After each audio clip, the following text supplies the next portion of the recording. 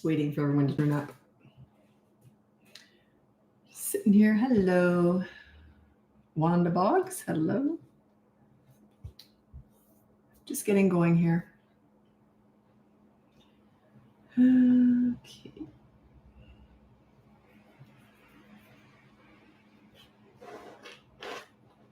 So just waiting for people to turn up. Takes a minute.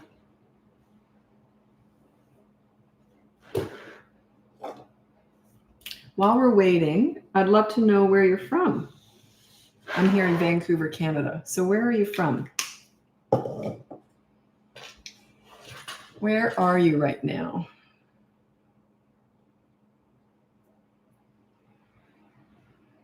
I had a lot of new coaching clients this week because I finished up a whole bunch of clients. It seems to be the way it goes. I finish with a bunch, then I take a bunch of new ones on. So I had a whole bunch of first sessions. It's good. I enjoy it. Ohio, welcome, Wanda. Camarillo, California, welcome, Desiree. And New Jersey, welcome, Joanna. Oklahoma, Melissa, Oklahoma. Okay, we'll get into your questions in a minute. St. Augustine, Florida. Shelby, welcome. Minnesota, Judy from Minnesota. Cindy from South Carolina. Oh, I don't let anyone in on my videos. Leanne from Sydney. That's where my son was born. My daughter was born in Brisbane. Gabriella from Louisiana. I don't say names as much on TikTok because they're mostly just weird handles. People don't use their real names on TikTok. It's kind of nice on Facebook. You can actually use names. Ashley from Ohio, welcome. Okay, so we got enough people. Let's get going. Our podcast is doing very well. Very surprised.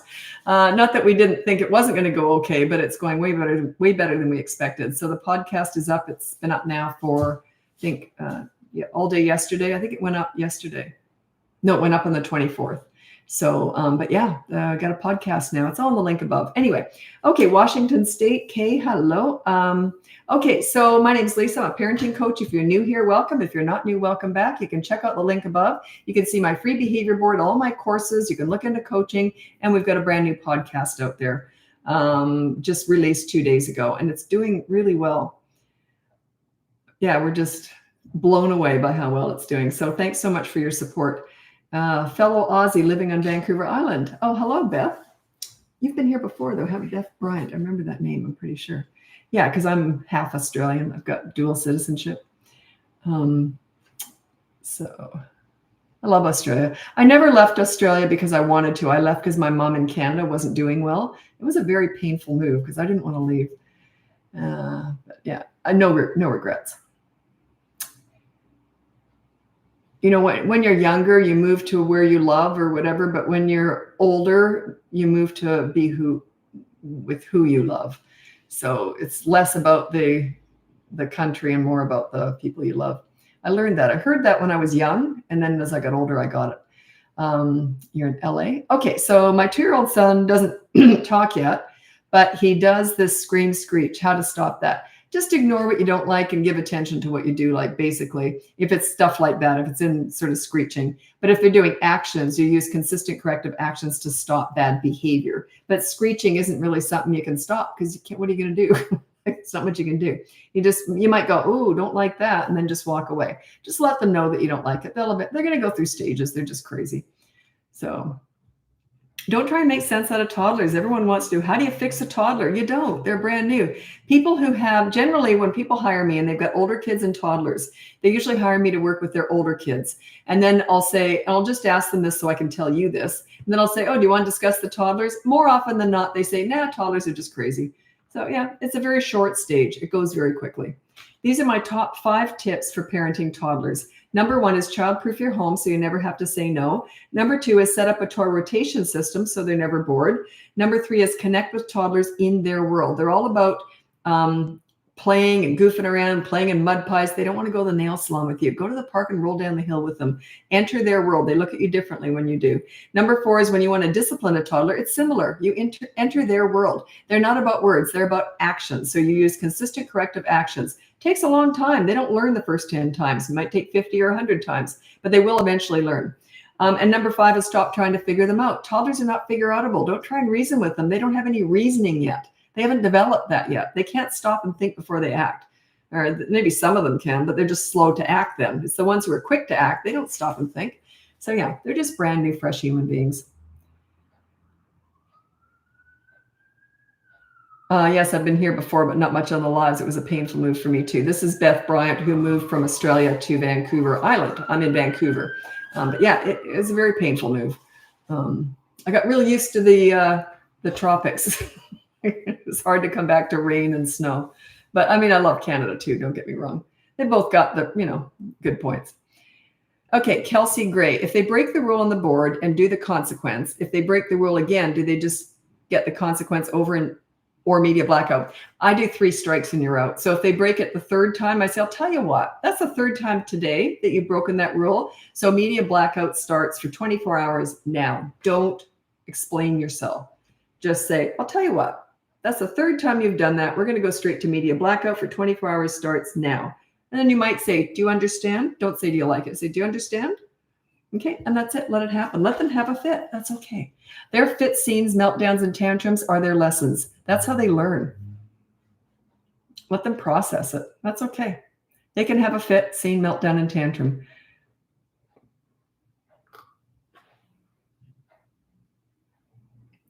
Your advice on ignoring tantrums has been so helpful for all my kids, 3 to 13, especially the 13-year-old. Yeah, if you feel, okay, I always say that tantrums are the low road. You stay on the high road, let them join you. As soon as you look at them, talk to them, give them any attention during a tantrum, you just went down to the low road instantly. You're joining them. Let you lead, let them join you. Don't let them lead, especially with a tantrum. As soon as you give it any attention, they've gotcha.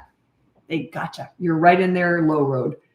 And a tantrum is not bad behavior. A tantrum is a loss of emotional control at not getting their own way. Don't discuss it before, during, or after. What's the point? That's a rhetorical question. Tips to keep a toddler in his bed. He just turned 2. Check out my Bedtime Battles course. It's a whole mini course. Check it out in the link above. And my podcast is going really well. Yeah, it's on Alexa now. She even knows what it is. So yeah, it's taken off, just unbelievable. So check it out if you like podcasts. Check it out. We've got 3 of them. We'll be releasing a new one every Tuesday. So we just released the first 3 episodes just this Tuesday on the 24th. The first one was what is leadership parenting, and then the other one was toddler tantrums and consequences as a parent. Now I knew toddler tantrums has overrun the first one. I knew it would. So the first one was what is leadership parenting, and that they're almost neck and neck. They're very close, but the toddler tantrums is a very close, like just past that one. So yeah, toddler tantrums is the #1 episode so far. How do I practice consistent corrective actions with my 3-year-old twins? You don't. You use the behavior board. Once they turn 3, they're not a toddler to me anyway. They're preschools. 3 and 4 is a preschooler, 5 and up is a school age, right? So, but yeah, a 3-year-old, they go on the behavior board. The behavior board is completely free. Or you might want to check out my boot camp course. That is also, everything's in the link above. It takes you right to my website. Everything's there. And be careful too. I've got a pretty big following now, and I've got a whole bunch of imposters out there stealing money from people pretending to be me. They use my name, they use my videos, all that stuff. So yeah, just be really careful. The link above here right now, that is me. So, and my website is BratBusters, plural, BratBusters.com, not .ca, not .net. Okay, the last cameraman. Are you the very last cameraman? We're moving to a new house. Should I wait to sleep train until we are in the new house or start now? Depends. If you're going to be moving in a month, I'd do it now. Yeah, but if you're going to be moving in 2 days, I'd wait. So yeah, you want a good week to do it. Okay. But even if you're moving and you're unsettled, like because you're packing everything up, maybe not a good time to do it because it might cause them some stress. I don't know. But yeah, if you've got a full month, then yeah, do it now.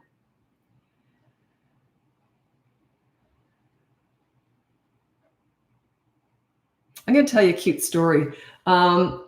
It's not really a warning, but it's interesting how literal children are. I thought this was really cute, and it's kind of scary, actually. It's a true story. And I don't remember if it was someone I knew or someone told me about it that they knew. I can't remember. Anyway, it's a true story. This little 5-year-old boy, the mom had taken him to the bus stop because he was going to start waiting for the bus by himself. He might have been older. He might have been 7 or something.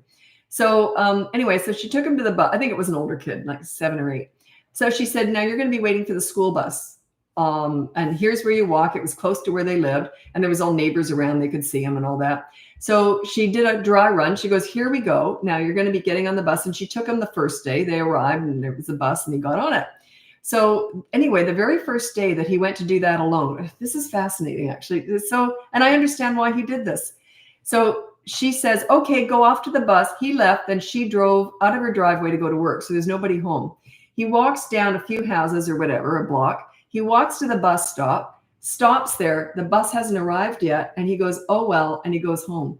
He doesn't know that you have to wait for the bus because when they did it, the bus was already there. So he didn't know you have to stand there and wait. He went home. He got scared. No one was there. None of all the neighbors worked. It was a real mess. I think the police got involved. I can't remember, but it was a real mess. This poor little kid was terrified. But isn't that interesting? You just didn't think to tell him, okay, you catch the bus here. By the way, it might not be there. Like you have to wait for it. Isn't that interesting, eh? So just a little bit of a warning there. Any advice on dealing with stealing? Put on the behavior board. If they're 3 and above, that's when it starts. The behavior board's completely free. It's in the link above. Put down no stealing. Just say it like it is. No stealing. If they steal, there's a consequence. Don't go on about what they've done wrong. Too many parents want to discuss bad behavior. What's the point? What, you just want to make them feel bad? Yeah, what's the point? Here, oh, that was bad. You don't steal. Here's the consequence. Now, do you want to go to the park? It's like that. Get it done. So here's the consequence. Now, let's go to the park or let's do something else. You want to have a consequence for bad behavior, but you don't want to lecture them. Lecturing is actually kind of bullying. It's mean. What's the point? You don't want to be mean, right? It's like the pool story. If you've heard the pool story, I can't even say it again. I had to say it once today because these clients hadn't heard it. And it was a really good, they needed, I needed them to hear it. So I didn't want them to wait after the session, then watch the video on it. So I did it. Oh God, it's agony. I've told it so many times. But anyway, the pool story is all about dealing with bad behavior. Then you focus on the good kid. So where you put your energy, where you put your focus is what grows. That's why you don't discuss bad behavior. What's the point?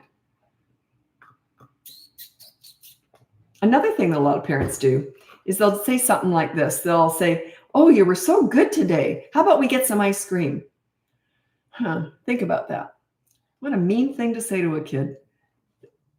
Think about it. What if your spouse said to you, you were so good today. Why don't we go out and get ice cream? Well, what the hell was I like yesterday? It's an insult. In other words, I'm normally not good. Kids get it, but they don't know how to articulate that. But it's an insult. Don't reward good behavior. Just expect it. You can go out for ice cream, but don't say because you were good today. That's like saying you're normally rotten. Don't reward good behavior. Reward charts are a disaster. Sure, they work in classrooms. That's not, I don't teach teaching. I teach parenting. Parenting and teaching are 2 different things.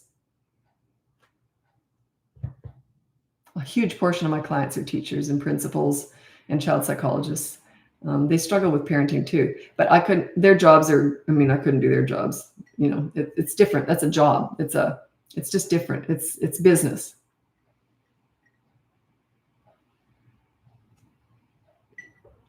Nashville, Tennessee. It's Chris Goddard. You've been here before, I think.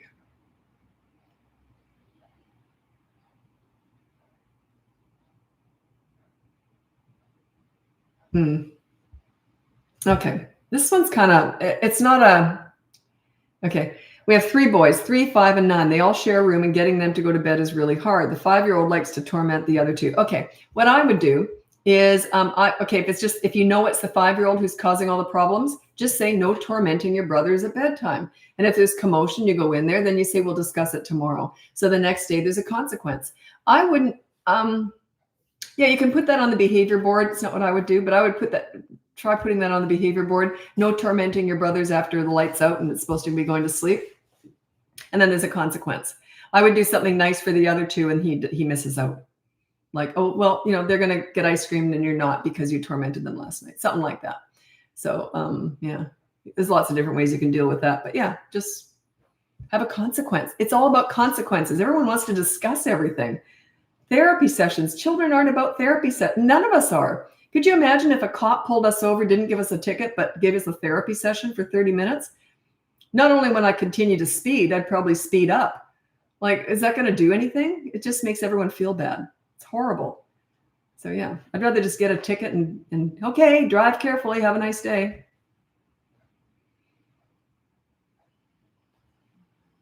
Love your methods. Do they work with kids with special needs? Not necessarily, no. I've worked with a lot of kids with special needs, and no, not necessarily. That would be coaching, one-on-one coaching with me. It's in the link above if you're interested.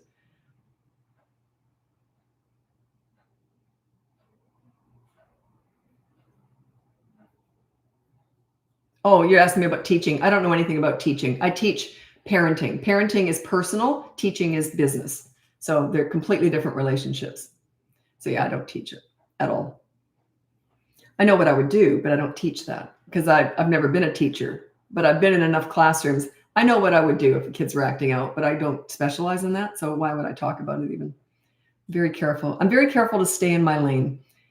I just teach parenting.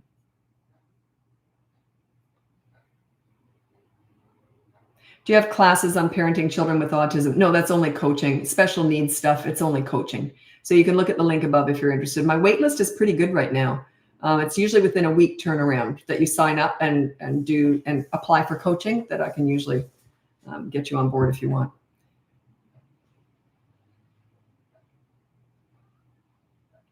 How do you stop siblings from yelling at each other? No, that's in the attitude fighting department. You don't start there. You start with other stuff. That's a harder thing to deal with. So yeah, you don't start there. There must be other things I would start with. Like, let's say they don't put their shoes in the cubby when they come in. I would start there.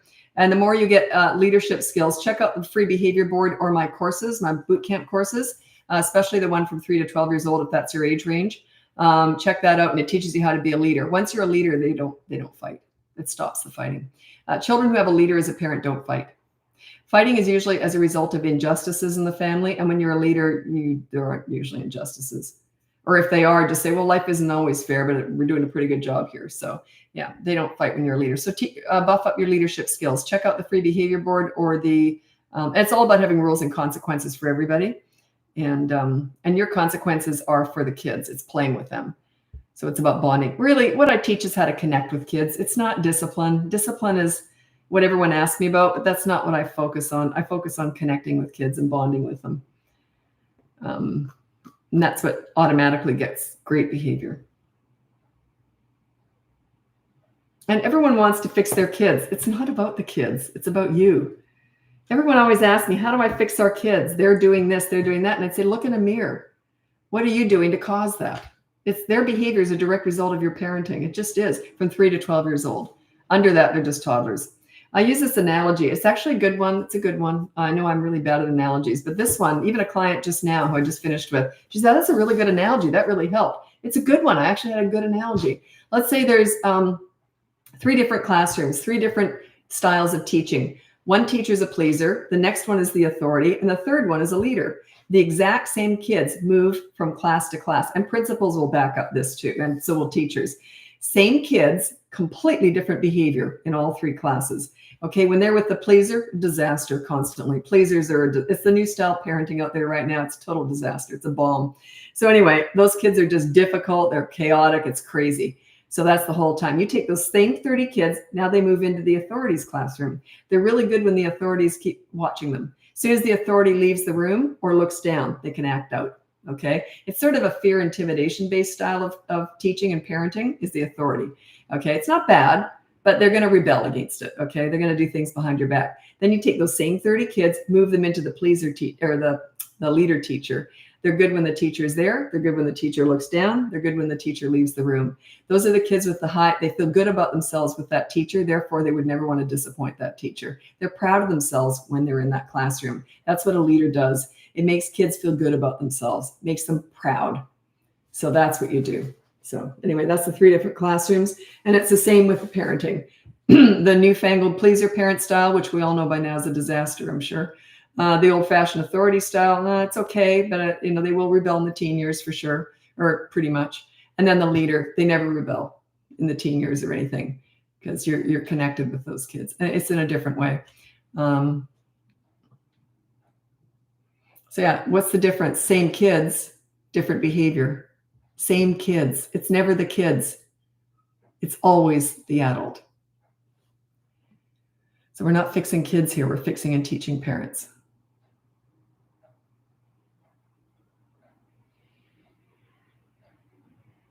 It's like that 8-year-old that I was warned. This kid's he likes a battle. This kid's wild.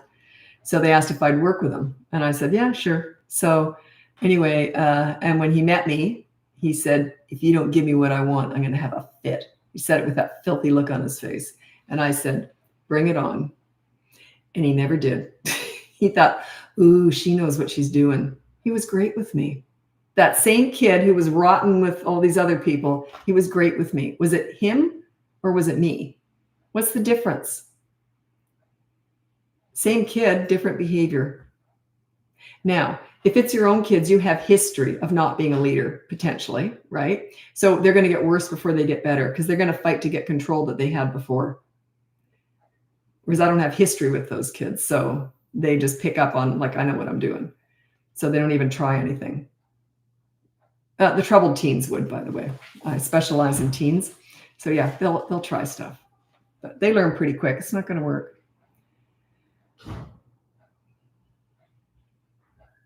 But it's not about discipline. It's about connecting with them. It's about not being afraid of them. You can have a fit all you want. I'll be over here filing my nails.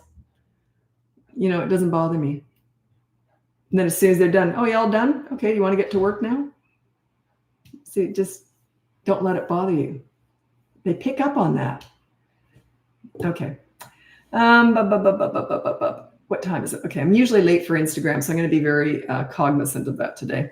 Did I just use the word cognizant? That's so not like me. I'm going to be careful. There we go. That's better. Okay. How do you feel about the word no? What's wrong with it? Do you mean the word no? Then say it. My son is 20 months. I've been hearing to not use the word. Well, you haven't been watching me. Yeah, just say no and then take action. 20-month-old, a toddler under the age of 3 is consistent corrective actions, but you start with no. It's just to get their attention. No, and then you take the toy away. Or no, and then you remove them from the fun. You don't do timeout. You remove them with you. You don't put them in a corner. That timeout is horrible. I hate it. It's humiliating and it's mean. I don't like timeout at all.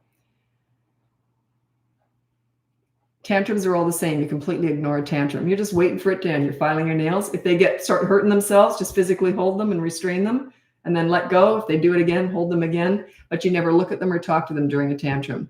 They're on the low road. You ignore the low road. You stay on the high road. If you look at them or talk to them, you're on the low road with them. So stay on the high road. Let them join you at the high road. Don't join them on the low road. Everyone's so busy reacting to their kids on the low road. Just wait. Just stay on the high road. Let them join you. You be the leader. Let them react to you. There's a huge shift in that, right? As soon as you enter that low road, they're in charge. And boy, do they know it. And the funny thing is they don't want to be in charge, but they will force you to be a leader. That's why they act out. They're basically asking you to lead. When you send your kids off to school and you're not a leader at home, they're going to be very susceptible to peer pressure, bullying, the drug dealer on the corner, the internet, the Kardashians, because they're searching out a leader elsewhere. You want to be that leader at home. And a leader makes them feel safe. A leader makes them have high self-esteem. They like themselves the most when they're with a leader. It makes them feel good about themselves.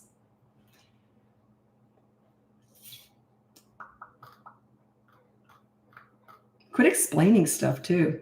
The reason why we did that was you did that. Oh God, the more you explain, the more they complain. Don't focus on all that stuff. Just deal with bad behavior, then focus on the good kid. Focus on the positive, not the negative. Where you put your energy is what grows. A lot of adults could learn this. The complainers in life that are always whining. Ugh. I have no time for that. Focus on the positive, not the negative. Deal with the negative, but don't focus on it.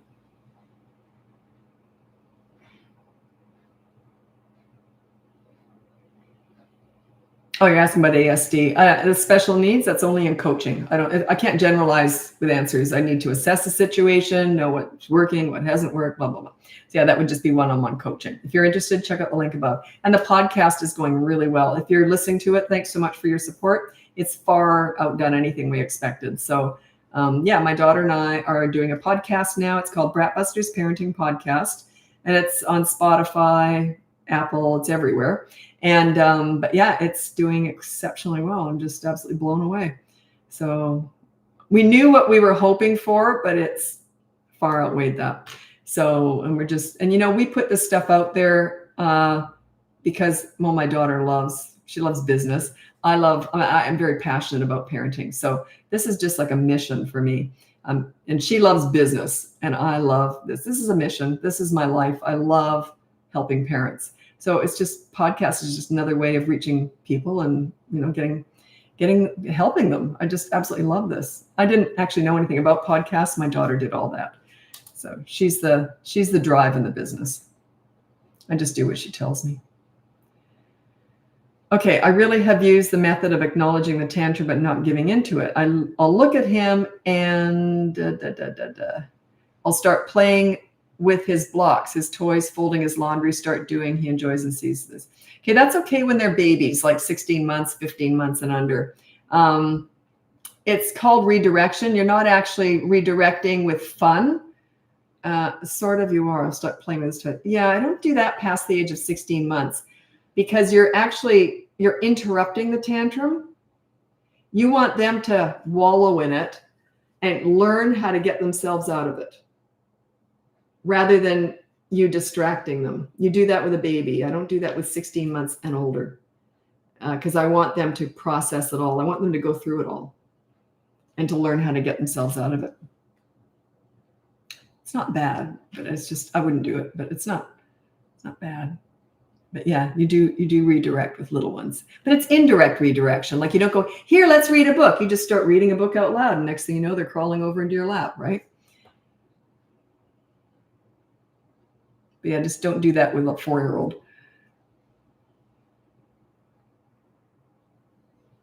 Oops. Oh, I'm almost always late for Instagram. Anyway, I'm going to wrap it up here. Check out the link above. You can see my free behavior board, my mini toddler courses, my big boot camp courses. I have 2 of them now, one for toddlers, one for 3 to 12-year-olds. And then I have private coaching one-on-one with me. What was I going to say about that? Oh yeah, the turnaround right now is about a week, which is like the best it's been in months. So with coaching, because I usually have a really long wait list, but I just finished with a whole bunch of clients. So, and I like to mix up the ages. So if I don't get to you, it's just because I've got too many of that age. And if I get to you within an hour, it's because I'm really excited because I haven't got any of that age. So anyway, so you can check that out. And then our podcast, it's brand new. It just came out 2 days ago and it's called BratBusters Parenting Podcast. It's everywhere. It's on Apple and Spotify and all that. And it's also on Alexa, which is cute. And it's also on YouTube if you want to watch it. So it's me and my daughter. And we actually got the giggles in one episode. Like we thought we can't do it's not professional. So we had a really hard time in one episode. She brought that up. We were at Costco today and she brought that up and I'd forgotten what it was, but yeah, it was funny. We messed up with something. Anyway, so yeah, it's me and my daughter. She works with me in my business. And so she's the brains behind the business. I'm just the parenting person, but yeah, she's the brains behind the business for sure. And anyway, okay, so you can check that out if you want to. It's called BratBusters Parenting Podcast. I'm moving over to Instagram now. I'm on YouTube the whole time. That's where all my lives are saved. So thanks so much for joining me. Happy parenting. Oh, look at me. I'm not late for Instagram. I usually am. Okay, Instagram. It'd be funny if I went to the wrong one by mistake. It's Instagram. Okay. There we go. So I just take a voice break between platforms because I coach all day and then I do this. So my voice is kind of going. Plus, I've got a lot of new clients right now. And the first session is mostly just me talking. And then the consecutive sessions are a lot of them telling me how it's going. So, but the first session is always really hard on my voice. Breakout Solutions says, congrats on the podcast. Thanks so much. We're very excited about that. My daughter worked so hard on that. And it's funny because she likes the behind the scenes. She doesn't like being on camera at all. And she just doesn't like it at all, whereas I love it. So we're very different. And we complement each other beautifully in the business because we just don't we don't like doing the same stuff at all. And but anyway, we're doing the podcast, and we film a few of them at the same time. And then she goes, okay, that's it. We've done 2 or 3 of them. I'm done. And I'm like, oh, I'm just getting started. I could do like 30 of them in a day. Where she's like, after 2 or 3, she's done. Just very different personalities. She's not an introvert at all, but she just likes the behind the scenes stuff. Okay, can you explain when it's okay to talk about emotions with toddlers, younger kids? I know not to do it during tantrums or discuss bad behavior. That's the only time that you don't discuss it. That's the only time. It's when they're acting out and they're doing something. That's the last thing you want to do is get into talking about feelings and emotions. Later on, you can say, oh, you're upset about something. You want to talk about it? Or sometimes everyone gets upset. So you sort of do it like that. But yeah, any other time. You just never do it around a tantrum, ever. Never talk to them during a tantrum and don't go on about it. But yeah, you don't discuss big feelings and big emotions and all those therapy sessions. It's just not necessary. You know what they want? They don't want to talk about, they don't want therapy. They want you to play with them. They want you to play. You know, you look at nothing is better medicine for a child than play. Let's say they're sad or upset about something. It'll come out during play. They'll say something, you know, I was feeling really bad. Now I'm feeling really good. Just playing with them. Then it'll come out. So I'm very positive. I like positive stuff with kids and adults too, to be honest. I'm not a negative Nelly. So yeah, I like to focus on my glass is half full kind of thing. So with kids, yeah, you say, hey, do you want to play? Now I've worked with a lot of kids I won't go on about it, but I do a lot of crisis work. So I've worked with a lot of kids who've had a lot go on. And then I use play. And if they want to talk about something, that's when it comes out. Hey, do you want to do this? And then they'll start talking and I'll say, yeah, it'll be really frustrating. I don't offer advice. I listen. And they just tell you everything. So yeah, it'll come out. You get good at connecting and playing with them, it'll come out. But don't try and force it. Like if a kid's upset, I wouldn't say, what's wrong? What, you upset? You know what I mean? Like I'd say, hey, do you want to go read a book or something? And then they're sitting in your lap and then they start talking about it. That's what I do. So yeah. I wouldn't say, do you want to have a therapy session? Like, do you want to sit, you want to discuss all your big feelings and big emotions? I just don't talk like that with kids. And yet they tend to tell me everything. So just be a safe place to land. Be a really good listener. And don't listen to judge or gather information to lecture with. You listen to understand and show empathy, not sympathy, empathy. There's a big difference. Empathy is, oh, that would be painful. Sympathy is, oh, you poor little angel. You don't want to get that self-pity going, right? Okay.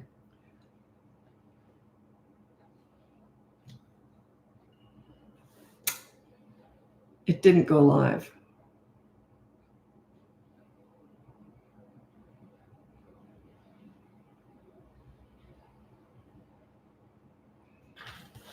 It counted down, then didn't go live on Instagram. Now I'm late. 3 minutes late. Darn it. And I just said, I'm not late. Fruit Loop. God, I can't get that right. Okay. Sorry, I'm late. I was on time. I hit the button. It counted down, but it didn't come up. So isn't that dumb? Typical me. No, I'm not going to be late. As soon as I think I'm doing something right, sure enough. Okay. Yeah, sorry I was late. I thought Instagram did the countdown, but then it never went live. Wasn't my fault. And I just did a really good speech. What was I talking about? I don't remember. Anyway. Okay, so welcome. Everyone turns up really fast on Instagram. No other platforms like that. It's just Instagram. Everyone turns up in one big clump. So we got enough people here. Let's get going. My name's Lisa. I'm a parenting coach. If you go on the link above, you can see my free behavior board, my mini toddler courses, my big boot camp courses. I have 2 of them, one for toddlers, one for 3 to 12-year-olds. The 3 to 12-year-olds is all paced out over 5 weeks, how to be a leader. The one with toddlers is more reacting to what they do because all toddlers are different. They're going to do different stuff. So it's more just getting a handle and you sort of become a leader just dealing with all these individual things that they do. Toddlers are crazy. You can't get too organized with them. They're a little bit kooky. Okay, and then you can look into coaching. There's about a 1-week turnaround right now. But I am looking for a specific age that I want to coach because I like to, space it all out, different ages, teenagers down to babies. So yeah, it might be today. If you want coaching, like if you sign up today, I might take you on today just because I'm looking for a specific age of the kids. Anyway, and then our podcast is brand new. It just came out 2 days ago. It's surpassing anything we expected. It's gone really well. So thanks so much for your support. If you've been listening to them, we've got 3 of them released. We've got every Tuesday, we'll be releasing 1 new one. So we just released the first 3 right away. And then I don't know if I'm supposed to say what's coming up next. I don't know if I'm allowed to. My daughter does all this, so I get in trouble all the time. I say too much. I don't have a filter. I get really loose lips. And she's very cautious when she says stuff. She goes, Mom, I told you not to say that. And I say, I didn't say it. She goes, Mom, I heard the video. You said it. So, Did I? Oh, sorry about that. I'm always getting in trouble. Okay. Now, okay. So let's get going with your questions. I'll do my best to answer as many as I can, but I like to mix them up. And I also like to mix up not just discussing discipline, because that's what everyone asks me about that. I'm not about discipline. I'm about connecting with kids. The discipline's a tiny part of it. But everyone just wants to know how to fix their kids. The whole point is I don't teach that. Like I don't teach how to fix kids. I teach how to set you up as a leader. That's what I teach, parenting, not kidding. So everyone wants to fix their kids, but I want to put the focus on you.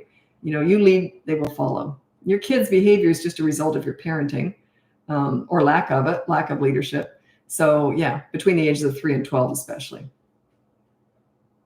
That's when you're at the height of your leadership, 3 and 12. That's why my boot camp course for that age, it's all laid out, 5 weeks, how to get respect. And their behavior between those ages is all a direct result of parenting.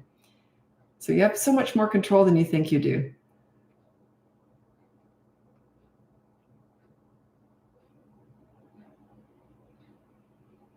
Okay, well, I don't quite know what you mean by this, but I'll read it out anyway. Hi, 4-year-old is now not responding to his washing windows, no TV consequence. What do I do when I've done both to not end up in me yelling? Well, I don't know what's going on there. Like, how often are you doing that? He's not responding because if that stops working, it means you're not quite getting it right. You must just be doing something. You've got to tweak something here. Like if you are still yelling, now when you're yelling, then he gets then you have to play hide and seek or something, right?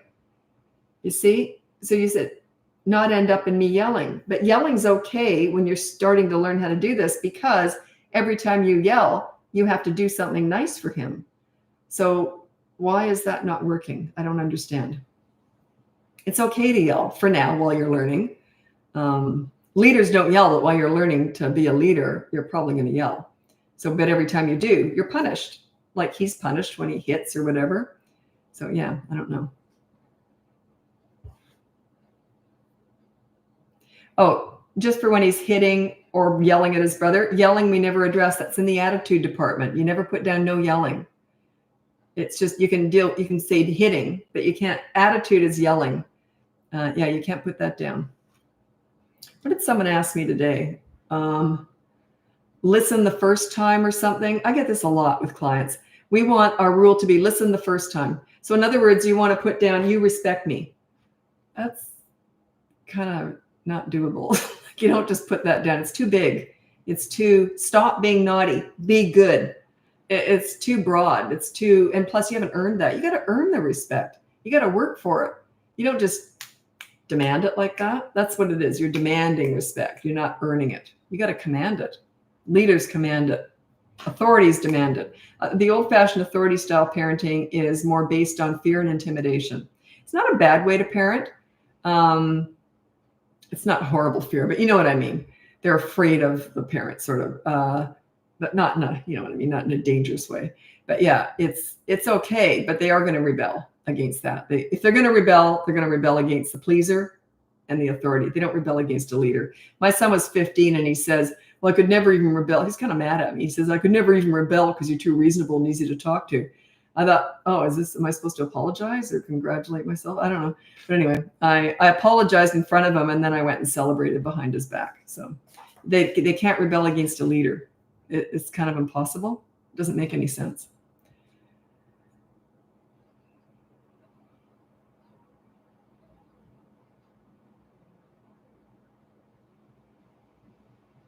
I'm going to read this out and I'm going to be very careful how I word it. Do you have any tips and tricks for a 2-year-old with sensory processing disorder? That is such a broad statement. I wouldn't have a clue what you mean by that. It could be anything. So Yeah, it's too broad. Could mean so many different things. 5-year-old didn't want to leave a birthday party, said no, ran away, hid from me. I ended up carrying her to the car, kicking and screaming. Thoughts? Yeah, that's what I would do. Carry them to the car, kicking and screaming. There's no freaking way I would let them stay there after that. So, and that says that they're 5 years old. They shouldn't be doing that at 5. So yeah, you got to work on your leadership skills. You might want to check out the boot camp course. That's up in the link above. Or if you just want a free thing, look at the behavior board. It'll help get you started. The behavior board's like the training wheels with all this. The boot camp course goes into what you do without a behavior board afterwards. So it's more, obviously it's more to it. But yeah, the behavior board, you can just check that out. But yeah, they just don't respect you. So work on your leadership skills. But yeah, you did exactly what I would do. You said, we're leaving now. They ran away and hid from you. I'd go find them, pick them up, carry them, kicking and screaming, put them in the car. But I wouldn't say anything. It's all done silently.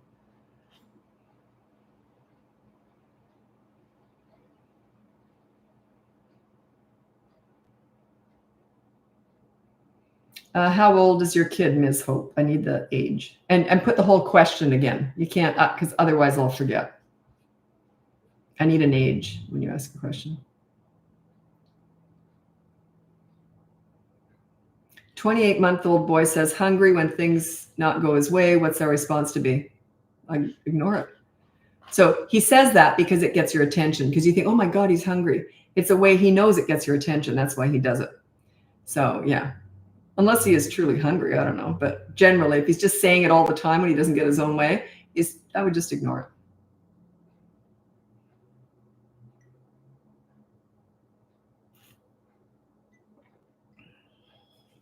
Yeah, when they're upset because they're not getting their own way, they're going to say anything to get your attention. You don't love me. I don't love you. I'm horrible. I hate myself. And just like, whatever. Yeah, you just ignore all that. It's just manipulation. It's pulling you in. I mean, if they say that when you're on the in the water slide park, then I might worry. Then I'd ask about it. But if they're saying it just because they're just mad because they didn't get their own way, there's no way I would give that any attention. No way would I respond to that. You hate me. Everybody hates me. Oh, well, there you go. I might say that, but that's about it. Well, there you go. Yeah, whatever.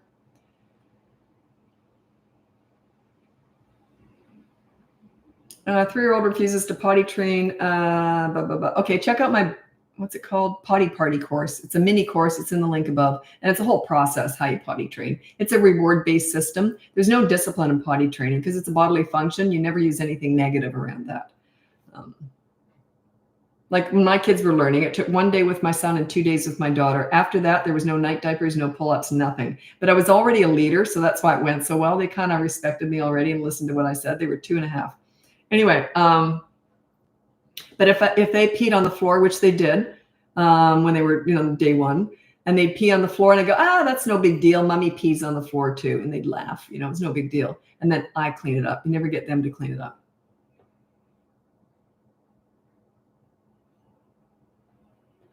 Potty party is great. I did it and it worked. Excellent. So there's a testimonial. So the potty party course works. Excellent. I get good feedback on that one.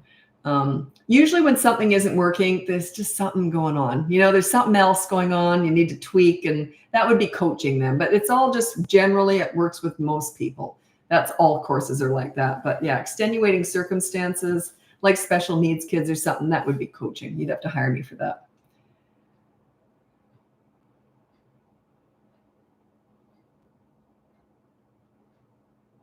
Okay, your oldest is almost 13. Teenagers are my favorite age, by far. Teenagers are actually really easy once you understand them. Think about it this way. When you're a leader, as a parent, when they start to become teenagers, they're going to be adults in a few years. You're preparing them to be their own leaders. You don't want them to be looking to you for everything. You want them to be their own leaders. So you're transitioning, and let them be leaders with the smaller stuff. You're still there for the big stuff, but don't micromanage them. Let them make mistakes. So I'm going to read out my top 4 tips for parenting teenagers. And they're all important. I added number 4 just a few months ago, but the first 3, they're all important. I added a 4th one though, just because it kept coming up in coaching, and I'll explain that in a minute. Anyway, these are my top 4 tips for parenting teenagers. Number 1, you listen to understand and show empathy. And by the way, this is in order of importance, okay? So number 1, listen to understand and show empathy. You don't listen to gather information to lecture with, or they will shut you out. If they want your advice, they'll ask for it. They already know it anyway, okay? Number 2 is you negotiate as much as possible. Hey, I want your dirty clothes in the hamper from now on. What do you want from me? Okay, you give to get, give respect to get respect, reciprocity, right? Number 3, don't sweat the small stuff with teenagers. If they do something stupid and it's not a big deal, just say, well, that was stupid. Do you want to hear what I did when I was your age? And laugh it off. It's not a big deal. We all make mistakes. Don't shame them for being human. Don't shame them for making mistakes you probably made, okay? Number 4 is the one I added. Don't leverage the good times to discuss the bad times. A lot of parents do this. I'll teach them how to connect with their teenager, and then then I'll say, do not bring up the bad times that you went through. And then they'll say, oh, I'm so glad we're having a good day because you were so difficult the last couple of years. And then they can't figure out why they just flipped them the bird and left the room and don't talk to them anymore. I said, you can't figure that out? Like, don't leverage the good times to discuss the bad times. If I help you through with coaching, if I help you through connecting with your teenager, just forget about all the bad times. Let it go. Well, don't forget it. You might remember it, but don't bring it up. Your payback will be when you're a grandmother and they have teenagers of their own. Then you can sit back and watch the show. Can you believe what my kid's saying to me? That's a shame. I know it's a slow burn. It's a long wait, but that's the only payback that's the only revenge you're ever going to get. So yeah, let it go. Let it go. 3-year-old says, I love you, and notices I've finally had enough of her not listening. I don't understand what's going on there. So it's when you finally get mad. And it kind of sounds out of control. And they say, I love you because they're trying to switch the energy. They're trying to take control. So, but I don't know what's going on there. So there's not enough information in that one. And thanks again for the support in the podcast. It just came out 2 days ago. My daughter and I do it together. She feeds me the questions and then I do the parenting stuff, obviously. But it's quite interesting because we have different perceptive, what's that called? Different ways of looking at it. Perceptions? What's that called? Anyway, we look at what I teach differently. She looks at it from a kid's perspective because I raised her. And I look at it from, so it's quite interesting. A few things are coming out that I thought, oh, I didn't think about it that way. Like someone said in one of the questions, because we feed off your questions, right? If you're on the newsletter, you'll see all that. So one of the questions was, did my kids get disciplined? And they really didn't. And because they were self-disciplining, right? Because I was a leader. And so my daughter said, actually, no, mom was the one in trouble all the time. I was always in trouble. I was always doing stupid things. So I was the one that was in trouble all the time. I was the one who messed up all the time. I'm a bit of a loose cannon. Like I have no filter. I'm really easy to get to know because what you see is what you get. I don't have there's no phoniness about me or anything because I just have no filter. So I would say if the kids, I hate cooking. So the kids would say, Mom, can you please make those cupcakes that you promised to make one day? And I'd put it off because I hate cooking. Put it off. And then I'd say, okay, fine. I promise I'll make them tonight. So I remember this one particular time. I promised to make them tonight. Sure enough, I didn't. They went to bed and I forgot. I meant to, but I forgot because I hate cooking. But if they'd said, can you scrub a toilet? I would have done it in shock because I love cleaning. So anyway, the next morning, they were so happy I forgot. You know why? They were 9 and 4 and they came in the kitchen all smiles. And I knew right away I was in trouble. And I said, what did I do? And my son was the older one. He says, remember you said, I promise I'll make muffins tonight? I don't see no muffins nowhere. So I said, oh, shoot, what do you want? And then they'd say, we'd love to go to the water slide park tomorrow. So I'd say, sure, we'll go to the water slide park. My daughter's like this the whole time, just watching the show. See, I was accountable. Leaders are accountable. You're humble. You're accountable.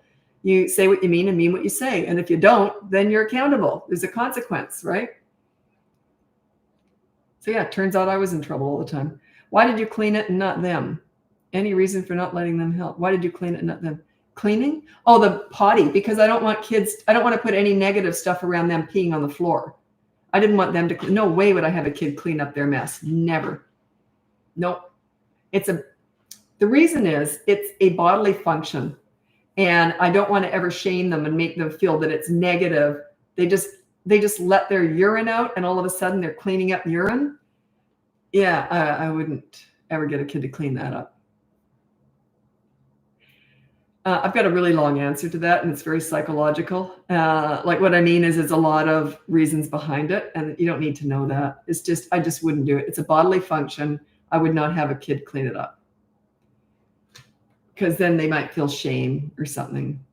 If they want to help, they can. Can I help? Sure, here's a rag. But no, mommy does that. Now, would I have a 8-year-old who deliberately pees on the couch because he didn't get his PlayStation game that he wanted for Christmas? That's happened. Oh yeah, he's cleaning that up. It's different. That's a spite pee. And he was older.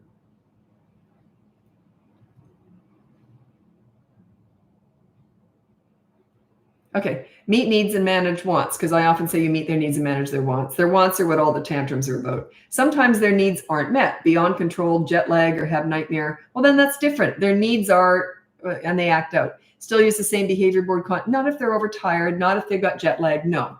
If they're sick or anything, no. That's not meeting their needs. If they're overtired, yeah, no, you don't.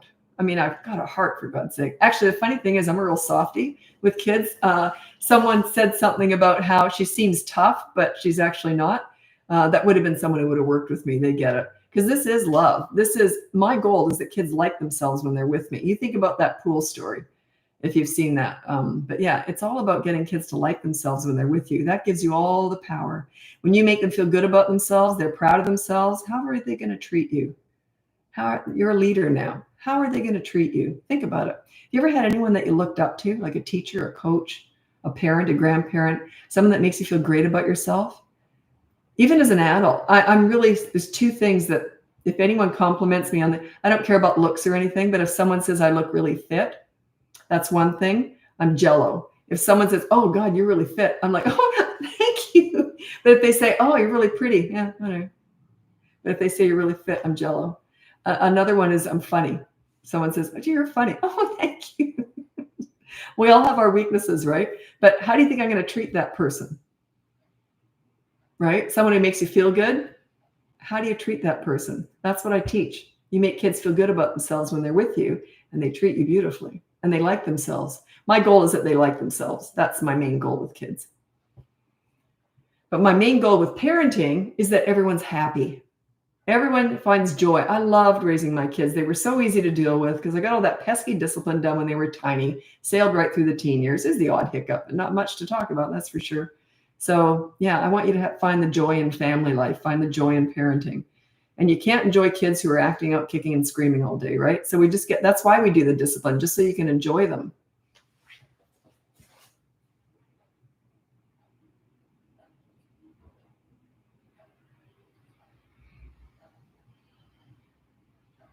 Okay. I'm just going to look on YouTube now here. What did you do when your kids were sick and not into playing as much? My 2-year-old hasn't been interested in playing as much. He has a nasty cough. Oh, I just do whatever they want, whatever they want. You know, one thing I regret when my kids were little and they couldn't blow their nose, you know, those suction cup things? God, I wish I got one of those. The suction where you suck the snot out. I never had one of those. I don't know why. I look back on that and I think, why didn't I was so good at meeting kids' needs. Why didn't I get that? Because I remember they were just blowing snot bubbles and they were crying because they were so snotty. Sorry about all the details. It's parenting. You're all parents here. You know what I'm talking about. But yeah, I just meet their needs and meet their wants when they're sick, whatever they want to do. I might just want to cuddle them all day. Now, I love cleaning. I hate a messy house, but I wouldn't even have cleaned that much that day. If my kids were sick, we were just curled up together all day.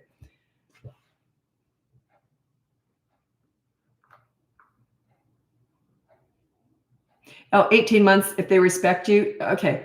It is too young because they don't stop and think before they act. But the way you can tell the difference is how they are. Like my ex-husband, their dad was more of a pleaser. And he would sometimes, let's say they started kicking on the, you know, how they do that on the change table when you're trying, they just discover, hey, wait a minute, I can squirm around. With me, they didn't do it very much because they knew I'd just put my arm across their chest, change their diaper, and that was it. I wasn't negotiating. Whereas their dad would have been more likely, okay, do you want to get down for a minute? You can pick a toy and then you can play with it. So they were more likely to kick around with him, you see, because they knew that he would give into it. So, and they were little when they were learning that. So they do start to learn. They do pick up on who's in charge, for sure. They pick up on it. Yeah. But they don't really get it. You don't really see the rewards of it until they're about 3. Okay, I thought it was 10-month-old, but you said 10-year-old smacks himself and talks bad about himself when he does something wrong. Ignore it? No freaking way would I ignore that. No way would I ignore that. Smacks himself about when he does something wrong. Ignore it? What do you mean by does something wrong? You mean misbehaves or he makes a mistake in a game? Like, what do you mean by something wrong? Boy, I would address that one. That would upset me. If he's 10 and he's doing that, yeah, I want to know what you mean. What's something wrong? Is it he just makes a bad move in a game or he misbehaves? There's a difference between the two. Anyway, I would look into that. If you want to work with me, I would be happy to work with you. Anyway, with coaching. But yeah, I don't like that. He's too old to be doing something. That's more like a 3-year-old might do that, but not a 10-year-old. I'd want to know what's behind that. Or he might just do it because you give in and give him whatever he wants. That could be it too. Gets in trouble. Oh, he gets in trouble. Okay. Get the behavior board. Check that out. Get the behavior board and you get in trouble too. And then when you do yell, you're in trouble, and then there's a consequence. Say, look, I'm not smacking myself. Nothing wrong with making a mistake so long as you make up for it. So show them how this is done. So yeah, I do not want a kid to feel bad about themselves if they're in trouble at all. If you shame a child when they're in trouble, you're doing it wrong. Okay? Everyone makes mistakes. There's no shaming here. It's like, yeah, you messed up. Here's your consequence. Now, do you want to go to the park? It's like that. Pay the price for what you did, and now it's over. It's done. It's not who you are. You just messed up. We all mess up sometimes. Yeah, check out the behavior board. Start there. If you want to work with me, put down, I'm from YouTube and then say what this is and I'll remember. So I'll put you to the top of the list. I don't like it when kids self-harm. Not at 10. 2, they all do it, but not at 10. Well, they don't all do it, but a lot of them. What's your opinion on teenagers using bad language? I understand my kids might use it at school, but not at home. Just say, no bad language at home. Put it on the behavior board, and then every time they do, they have to do a chore or something. Check out the behavior board. Just call it the accountability chart or something. And you're on there too. Parents are on there too. And then say, look, I don't want you to use bad language around here, so I'm going to put that as your rule. Now, what do you want my rule to be? They'll usually say, get off my back, or let me use bad language. They'll usually come up with something like that. But anyway, negotiate. So teenagers, you're not so much. Give us the long answer to what? God, I love long answers. Don't get me started. Anyway, teenagers, you don't really start with their behavior. You start with connecting with them. Like whenever someone hires me and they have teenagers, I always say you're going to be really disappointed because you want to correct this behavior, which is often quite scary. But I said we have to get the connection going first, so that because they're not going to listen to anything you say if you don't have a connection or a bond with them. So we got to work on your relationship first. The first 1 or 2 sessions is just trying to help parents connect with their teenagers. That's number 1. Okay.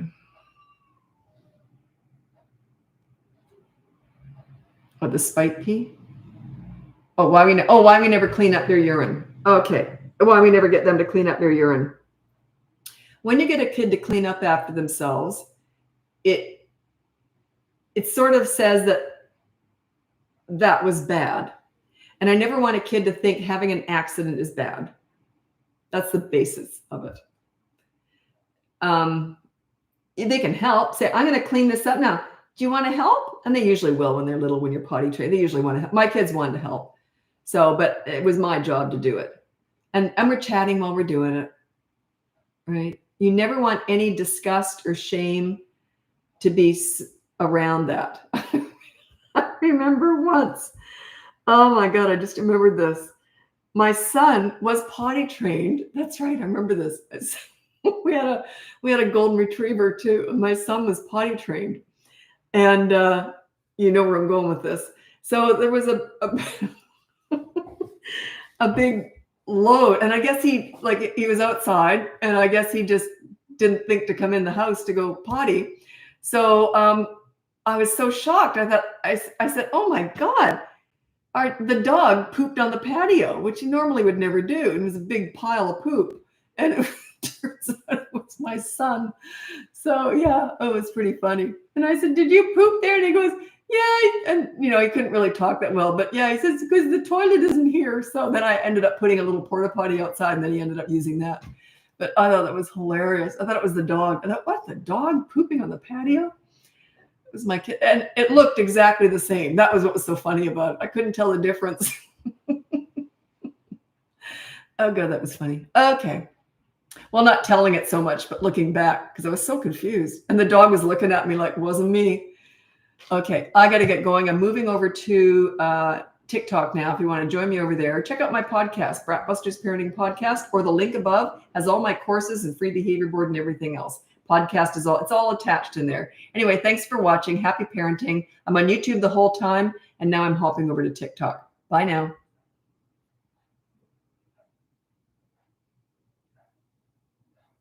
I've forgotten that story. Oh, I gotta write that one down. Pile of poop on patio. Sorry, YouTube. I know, but I'm just gotta get that down. I've forgotten all about that. I don't even think I had a journal I used to write all the funny stuff in. I don't even think I wrote that in there. It's a good one.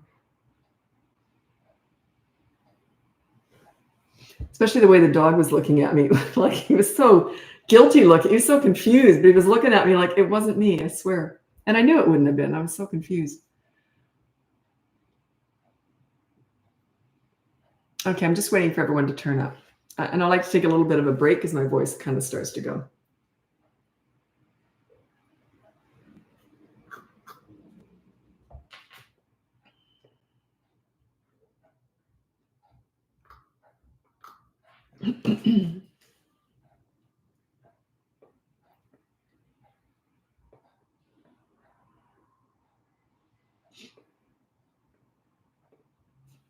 So I'm just looking at our podcast here. Yeah, a podcast is going really, really well. My daughter set that all up, so she should be very proud of herself. Okay. Who am I? Oh, I'm Lisa. I'm Lisa. I'm a parenting coach. If you go in the link above, you can see my free behavior board, my mini toddler courses, my big boot camp courses. I have 2 of them now, one for toddlers, one for 3 to 12-year-olds. And the toddler one is more reacting to their behavior. The 3 to 12-year-old is more about 5 weeks of teaching yourself how to be a leader. So it's all paced out over 5 weeks. But the toddler one is more reference material, reacting to what they do. Some other stuff in there too, but the leadership doesn't really kick in big time till they're 3. That's when they can stop and think before they act. Anyway, and you can look into coaching, and the podcast is out now. BratBusters Parenting Podcast. It's out everywhere. You know, Spotify, Apple, and all that. It's on Alexa too, Amazon. And anyway, and that's it. It's going really, really well. Thanks so much for your support. If you've listened to it, we've got 3 of them released, and we've got a new one coming out every Tuesday. So, and we've already filmed a whole bunch of them. My daughter and I are doing it together. And she doesn't like being in front of the camera, but it was her idea. She goes, Mom, someone's got to be feeding you the questions. And so she agreed to do it. So I was just thrilled. So I was just looking for my phone. Of course, I'm filming on it. I don't do that as much anymore, but I used to do that all the time. Okay. So let's get going with your questions. I'll do my best to answer them, but can you talk about earning respect from your children? You get respect by giving it. You've got to give it first, though. You got to show them how this is done. Leaders are willing to do whatever it takes to get respect. And the way you do that is you have rules and consequences for everybody, including yourself. If you're not accountable, you're not a leader. You're just a dictator or an authority. You have to be accountable to your kids. You have to be. If you yell, there has to be a consequence. Yeah, but they drove me to it. No, they didn't. I've never yelled. I've worked with hundreds of kids. I've never yelled at a kid. Except look out for that bus, you know, danger stuff. But yeah, I was never yelled at. My parents never yelled. It's never the kids. Everyone's very quick to blame their kids. It has nothing to do with the kids. I'm going to give you an analogy, and I just invented it this week, I think, and it's the best one I've ever come up with. Everyone's telling me that, all my clients in coaching, and because I'm usually lousy at analogies, I come up with the stupidest things. Anyway, this one's good. So it's an analogy between different parenting styles. There's the newfangled pleaser parent and let's say there's 3 different classrooms, 3 different teachers. So there's a pleaser teacher, then there's the authority teacher, and then there's the leader teacher, okay? The exact same kids go from class to class. Teachers and principals will back me up on this. It's not the kids, it's the teacher. It's not the kids, it's the parent. It's the leader or lack of, okay? Take the same 30 kids. With the pleaser parent, it's a disaster. Even when the teacher leaves the room, they look down when they're there, when they're looking at the kids have no respect for the pleaser. It's a disaster. The kids are miserable because they're acting out. It's a washout. Then all those same kids move to the next class, the authority. And this literally happens in high schools when they go from class to class. So that same 30 kids, they go to the authority teacher's class. They're really good when the authority is watching them. When the authority looks down, they might start acting out. When the authority leaves the room, they start acting out. So it's sort of a fear intimidation based style. It's not bad, but it's not great. So yeah, they will rebel behind their back. Okay, so it's okay. It's better than the pleaser. Pleaser is the worst. Now, then those same kids move over to the leader. Those kids are good when the teacher's there. Those kids are good when the teacher looks down and when the teacher leaves the room. Because that's the person, that's the style that brings out the best in kids. They have their self-esteem is at the highest. They like themselves the most. They're proud of themselves. That's what a leader does for a child or a teenager. That's what they do for them. So I teach leadership. I don't teach the old-fashioned authority style parenting, and the newfangled pleaser parent style is a total disaster. It's a washout. It's just raising self-entitled snowflakes with mental health issues. It's the woke culture, the victims, woe is me. It's all woe is me. It's that entitlement, massive entitlement. It's horrible. It's a disaster. How much fun playtime do you recommend to spend with your kids per day? Well, I didn't have a playroom, so my kids were around me all the time, and I was always chatting with them and goofing around, and like it was always sort of there.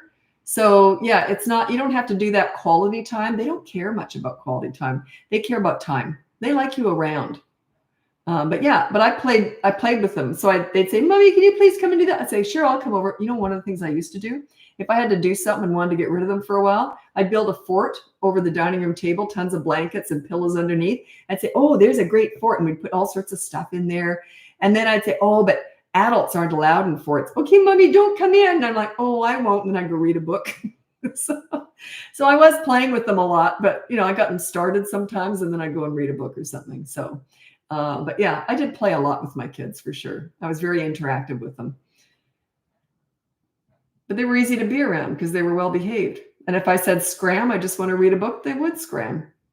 And there was no, it didn't bother them because I spent so much time with them. They knew they were treasured. I said to my daughter about a month ago, I said, "Were you guys aware of how much I wallowed in you?" And she goes, yes, very aware. They were very aware that I wallowed in them.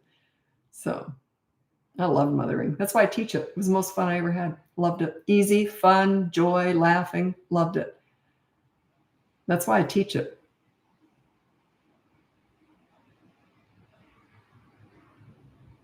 Okay, can you expand more on to be a good leader? The pool story says it all. The pool story is the very first video here on my channel. You can look at it later. It's called Example of Leadership Parenting. It is the absolute best. Well, I've got two stories. The other one's on steroids. It's the same story, but with teenagers, and I don't tell it on here. I only tell that in coaching, just because it's kind of a bit raunchier. It's just because I used to mentor troubled teens. So I just don't want to scare you. So anyway, it's the exact same story, but just on steroids. But it's just about dealing with bad behavior and then focusing on the good kid. Make them feel good about themselves. And then when you are the source of that, they want to please you. A leader makes people feel good about themselves. You don't shame them into being good. You build them up into being proud. We're not trying to raise good kids. We're trying to raise proud kids. Pride, high self-esteem. People who have high self-esteem and pride, they don't act out. They'd be embarrassed. It would feel awkward, wouldn't it? Think about it. Yeah, I don't focus on the bad behavior at all. But I don't let anything go either. I deal with everything. But it's very fast. It's like, yeah, didn't like that. Here's the consequence. Now, do you want to go to the park? You want to read a book? You want to play a game? It's connecting. Yeah. If your children are ashamed of themselves when they're naughty, you're doing it wrong. There's no shaming. Shaming cuts them down. It drags them down. It lowers their self-esteem. Shame is awful. It's horrible to feel ashamed of yourself.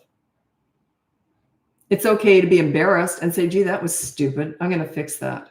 That's what you want. "Yeah, that was stupid. I'm going to fix that up." Right? Shaming is mean. It's bullying, really. You know you shouldn't. Why would you do that? Why would you? You're such a good boy. Why would you do that? That's bullying. It's bullying.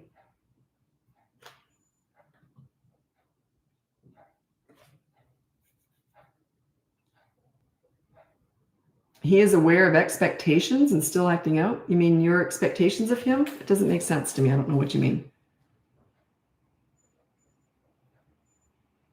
You can't piece together a question. It's got to be all in one thing. And put down the ages. Oh, I don't teach nannying. I only teach parenting.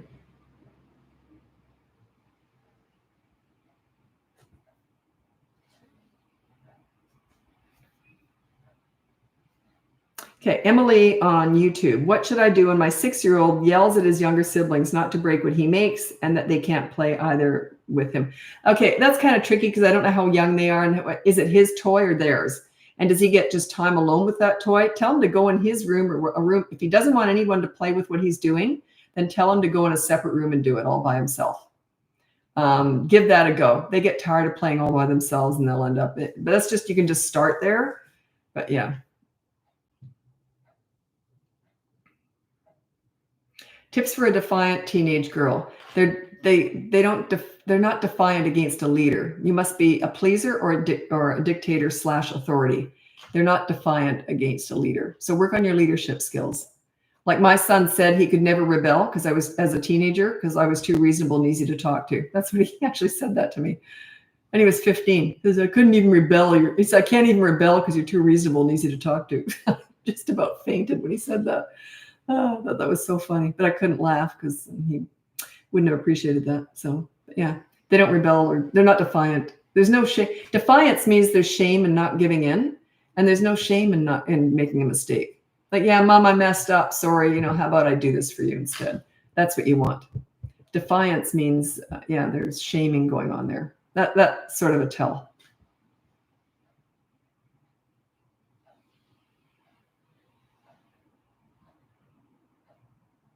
Going out tonight? No, I just showered. Going out tonight.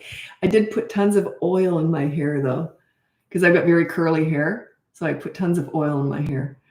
So yeah, it's more controlled. That's all. Yeah, no, I just showered.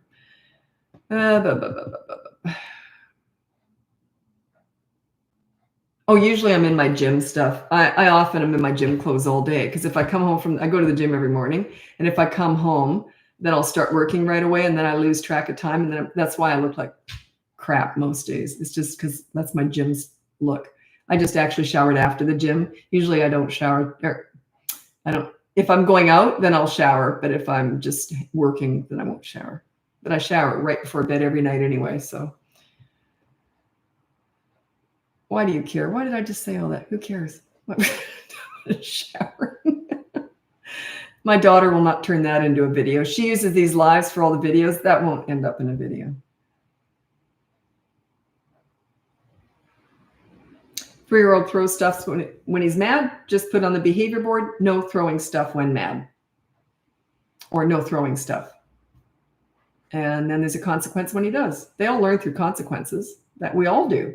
That's why we pay our mortgage. That's why we don't speed as much as we'd like. Because there's a consequence if we do. We might get caught. We might lose our house, right? We all learn through consequences. Why are kids any different? If someone said, now you pay your mortgage, so what's the consequence if I don't? Nothing, but you better pay your mortgage. It's the right thing to do. You're a good girl. Yeah, okay, I won't pay my mortgage then. We live our lives according to consequences. Why on earth wouldn't you teach your children that so they can function in the world? It's all about consequences. You got to be it's accountability. If you don't do the right thing, there's a consequence, right? Prepare your children for the world. Teach them to be accountable for what they do.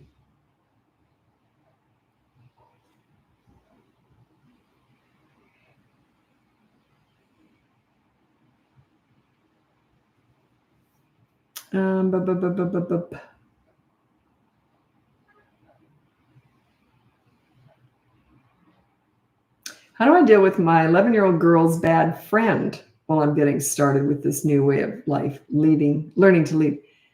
11-year-old girl's bad friend. What do you mean?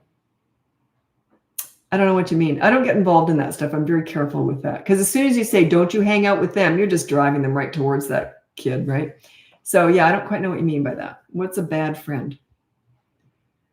I need coaching, how to survive with a baby.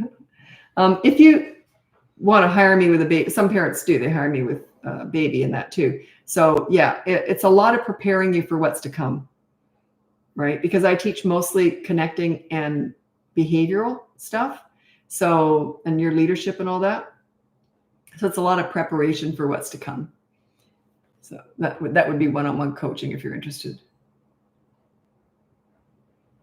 Daughter is super late. Oh, you didn't put the age. I don't know. She's 16, 6. I don't know.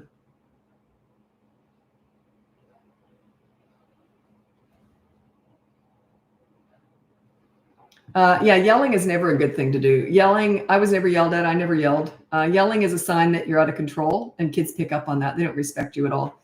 It's fear-based. So it does work in the short term, but it'll backfire. With toddlers, you say no, and then you take action right away. You got to be fast because they connect. They have to connect it. They live right in the moment. So yeah, they have to connect the bad thing they just did with what you just did. So if they hit someone with a toy, you got to say no and take that toy away right away. It's got to be fast. And they don't learn the first time. They're going to keep doing it all day probably. They learn the 50th or 100th time. They're children, toddlers, it's repetition. That's under the age of 3. 3 and over, they can stop and think before they act. That's why we use the behavior board. Doesn't mean they're going to do it right away, but it means they have the ability to learn to stop and think before they act. That's why we use a behavior board.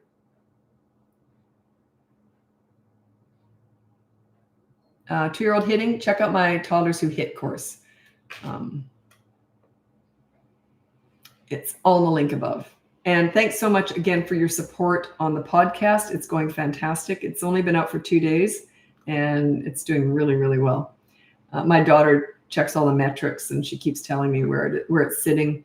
It's doing really well. So thanks so much for your support. It's our very first we just started the podcast on Tuesday, and we downloaded, we released 3 episodes. One's on toddler tantrums, one's on what is leadership parenting, and the other one is navigating consequences. The most popular one, as I predicted, is the toddler tantrum one. And the second one is what is leadership parenting. And the last one is navigating consequences as a parent. So, but yeah, the tantrum one's doing well. Well, they all are, but that one's at the top. It was the second one, because it is the second one that came out. But yeah, it's doing well. So thanks so much for your support. It's everywhere. It's on Spotify, Apple, Alexa. It's on Amazon. So yeah. Amazon is spelled A-M-A. Alexa, stop. The podcast is, you can look at the link above and you can watch it on YouTube and you can listen to it directly on the website. It's in the BratBusters.com. And if you're going to be searching it out on Spotify or Apple, it's BratBusters Parenting Podcast. What's a good age gap between children? There is no perfect age gap, and it depends on the personality. You might have 2 kids 1 year apart and they're best friends for life, or they kill each other. There's no guarantee that they're going to get along no matter what. I'll tell you what, though, I had 5 years between my 2 kids. In the time between them, I had back surgery and I miscarried. So it wasn't planned, but I loved it because my son started grade 1. Then I had a newborn. I had all that time with my son, wallowed in it. Because it was just the 2 of us for 5 years. And then I loved it. And then my daughter came along and he was at school. So I had all that time with her. So I thought it was great. I thought it was wonderful. Okay. Just followed you on Spotify. Well, listen, great. My daughter's doing it with me. She's my business partner. She's doing it with me. So yeah, she's in charge of all the back end. She just tells me what to do and I do it. I'm in charge of all the parenting, but she just, when it comes to the business and what we're doing and all the courses and all that stuff, she tells me what to do. And yeah, she's in charge of all that back end stuff. Thank God, because I hate it. I hate it. I just want to talk about parenting.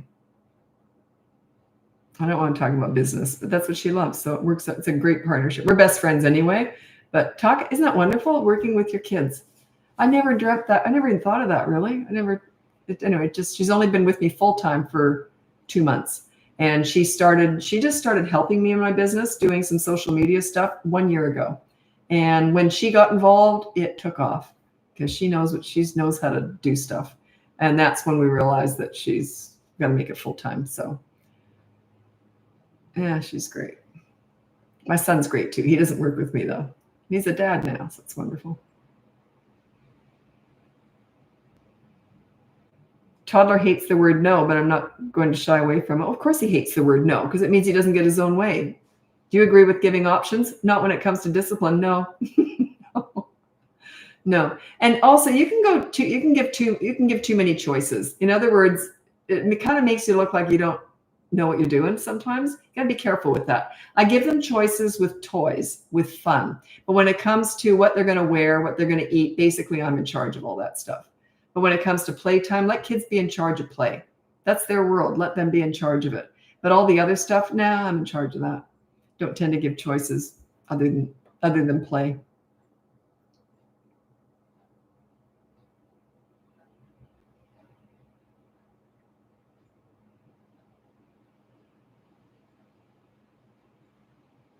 Oh, I got to get going.